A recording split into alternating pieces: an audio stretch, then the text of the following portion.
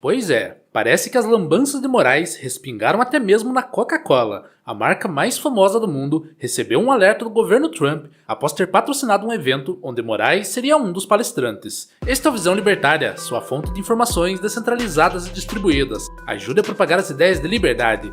Deixe o seu like e compartilhe com seus amigos. Um artigo seu pode virar vídeo aqui também, sabia? Este artigo foi sugerido por Operador Schlamberger, escrito por Sebastian Rick, revisado e narrado por Gordinho Caipira. Você que está assistindo esse vídeo, muito provavelmente acompanhou os acontecimentos recentes envolvendo Alexandre de Moraes, o governo Trump e a Lei Magnitsky, que pegou não somente Moraes, como também sua esposa. Pois bem, depois que o governo Trump aplicou a Lei Magnitsky contra ele, o ministro virou, na prática, uma espécie de Dalit institucional, alguém que não pode participar de um simples evento público sem que uma grande empresa seja avisada de que talvez esteja cometendo um erro grave ou até mesmo ferindo a Constituição americana ao se aproximar dele. Isso é algo inédito na história do Brasil. Você pode não gostar de Trump, mas o fato é que a sanção colocou Moraes num lugar de isolamento que nenhum ministro do STF imaginou um dia enfrentar. Só que o mais interessante dessa história é que mesmo após ser colocado nessa espécie de quarentena eterna, se tornando um leproso social, Moraes não recuou nem um centímetro na sua perseguição a Jair Bolsonaro. Nos dias seguintes à decisão americana, ele até se aquietou, talvez na esperança de que a sanção fosse revertida ou ao menos amenizada. Mas logo que viu que as coisas não iam melhorar para ele, voltou a fazer sua atividade preferida: perseguir seus opositores políticos. Nada, absolutamente nada, parece capaz de fazer o ministro frear essa cruzada pessoal. O que ele faz contra o ex-presidente não é uma postura institucional, é um ressentimento que transborda qualquer aspecto do papel de um juiz. A Magnitsky o transformou em um pária global, mas no Brasil ele continua agindo como se nada tivesse acontecido, como se fosse imune a qualquer consequência.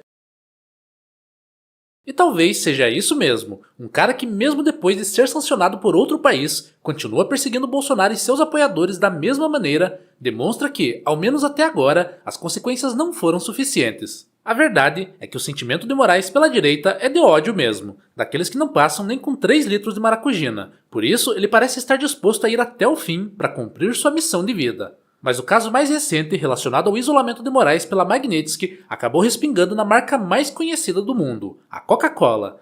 A gigante do setor de bebidas foi alertada pelo governo americano após patrocinar um evento no qual Moraes seria palestrante. Inicialmente não se tratou de uma nota pública, um comunicado oficial ou uma coletiva de imprensa. Foi um telefonema de um funcionário do Departamento de Estado dos Estados Unidos. Mas só essa atitude já deve fazer com que a maior fabricante de refrigerantes do planeta avalie com muita cautela os próximos eventos que patrocinará aqui no Brasil. Esse tipo de coisa faz de Moraes um imundo social, que contamina tudo e todos por onde passa. Pense no tamanho da lambança de Alexandre, uma empresa que lucra bilhões por ano, com presença em praticamente todos os países do mundo, vai precisar tomar todo o cuidado possível para fazer algo simples, como colocar seu logotipo num evento em que pessoas fazem palestras. Não é brincadeira. Desde que a Magnitsky foi aplicada, Moraes se tornou um risco reputacional real, e isso só mostra o tamanho do estrago que ele vem causando. A partir de agora, qualquer empresa americana que tiver negócios no Brasil vai precisar redobrar o cuidado nessas ocasiões, seja para patrocinar um evento, convidar alguém para uma palestra, fazer um anúncio ou até participar de um painel com autoridades brasileiras. Basta que uma figura sancionada esteja envolvida para que o governo americano ligue o alerta. A Coca-Cola foi só a primeira a sentir esse constrangimento. Outras virão, e isso não é uma previsão alarmista ou sensacionalista, é lógica simples. A Magnitsky transforma qualquer pessoa sancionada em um problema ambulante, e Moraes, com todo o seu ego e arbitrariedade, conseguiu causar problemas até para quem não tem nada a ver com a história. E aqui entra um ponto que deveria fazer a direita brasileira refletir. Tanto os libertários quanto os conservadores e liberais. Os Estados Unidos decidiram isolar quem, na visão deles, viola liberdades e direitos fundamentais. Fizeram isso com Moraes, e nós no Brasil deveríamos fazer a mesma coisa com todos aqueles que apoiam as injustiças e arbitrariedades do STF. Não é necessário mandar ninguém para um exílio internacional, nem impor sanções financeiras através de leis ou do Estado. A ferramenta do libertário é outra, a dissociação voluntária. Não apoiar, não prestigiar, não financiar, não dar palco. É simples, é pacífico, é moral e é extremamente eficaz. Houve recentemente um movimento parecido nos Estados Unidos depois da morte de Charlie Kirk. começou uma forte pressão para que empresas e pessoas públicas se afastassem de figuras que defendiam abertamente a morte de opositores políticos. Esse movimento acabou chegando também aqui no Brasil, ainda que com menor força. Aliás, era o mínimo, pois por aqui, muito psicopata enrustido também saiu abertamente defendendo a morte de quem pensa diferente.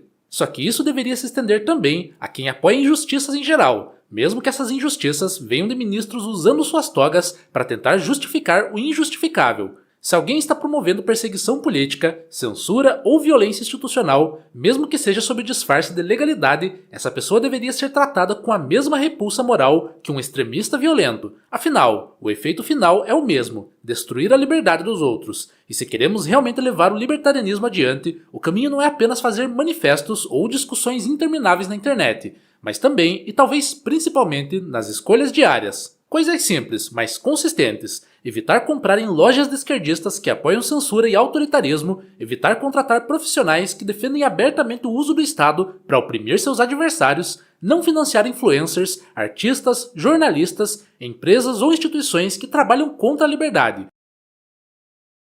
Isso não é cultura do cancelamento, pois não estamos perseguindo eles com grandes aparatos institucionais e financiamento internacional, assim como eles faziam com nós. Isso é coerência moral, é dizer na prática: eu não ajudo quem quer destruir meu modo de vida. E se você acha isso extremo, basta voltar para Moraes. Veja o que aconteceu. Nem a Magnitsky foi capaz de parar o ministro. Nem o risco de virar um fantasma diplomático fez com que ele diminuísse o seu ritmo. Ele continua perseguindo Bolsonaro como quem persegue um inimigo pessoal. Continue assim e daqui a pouco será mais fácil um patrocinador estrangeiro chamar o Kim Jong-un para um jantar do que convidar Moraes para uma palestra. O único mecanismo capaz de afetar alguém que ignora até sanções internacionais é o boicote massivo do seu próprio povo. Não violento, mas pacífico e voluntário. Se eles nos odeiam, se nos chamam de ameaças à democracia, se desejam nos ver censurados, humilhados, punidos injustamente, presos ou até mortos, e muitos dizem isso abertamente, por qual razão deveríamos continuar financiando essas mesmas pessoas? Em que lógica isso faria sentido? Na lógica libertária, certamente não.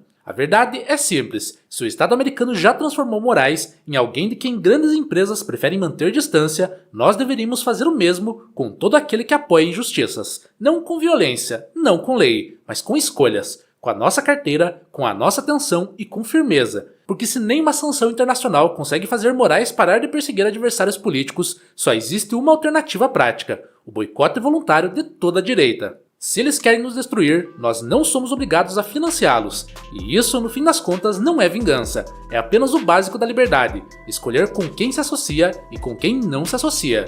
É mais do que justo, é mais do que coerente, é acima de tudo libertário. Obrigado pela audiência. Este é um canal colaborativo. Participe você também. Cadastre-se agora mesmo em nosso site visãolibertaria.com e envie os seus artigos por lá. Os colaboradores recebem recompensas em Bitcoin. Inscreva-se no canal e clique no botão da campainha para ser avisado de novos vídeos. Até a próxima!